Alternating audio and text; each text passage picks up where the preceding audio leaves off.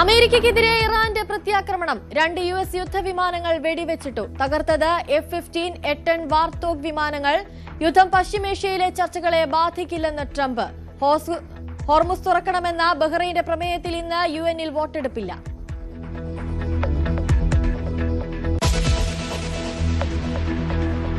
വോട്ടെടുപ്പിന് ഇനി 5 നാൾ. പ്രചാരണ ചൂട് പാരമ്യത്തിൽ. ആവേശം പകരാൻ നേതാക്കൾ കേരളത്തിലേക്ക്.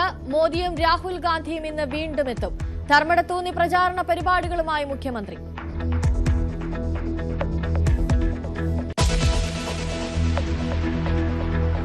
മലപ്പുറം വണ്ടൂരിൽ ഡോക്ടർ ശശി തരൂർ MP ആക്രമിച്ച 3 പേർ കസ്റ്റഡിയിൽ. ഇന്നലെ രാത്രി ആക്രമണം അഴിച്ചുവിട്ടത് കാറിലെത്തിയ സംഘം. ഗൺമാന് പരിക്ക്. 5 പേർക്കെതിരെ കേസെടുത്ത് പോലീസ്. പിന്നിൽ രാഷ്ട്രീയം സംശയിക്കുന്നതായി സ്ഥാനാർത്ഥി AP അനിൽകുമാർ.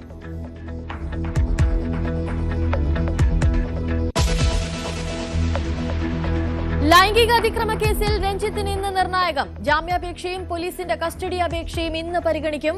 കൂടുതൽ സിനിമാ പ്രവർത്തകരുടെ മൊഴിയെടുക്കും.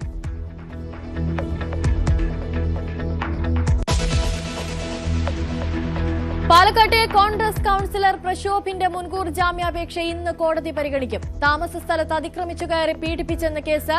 പ്രശോഭ് ഒളിവിൽ തുടരുന്നു.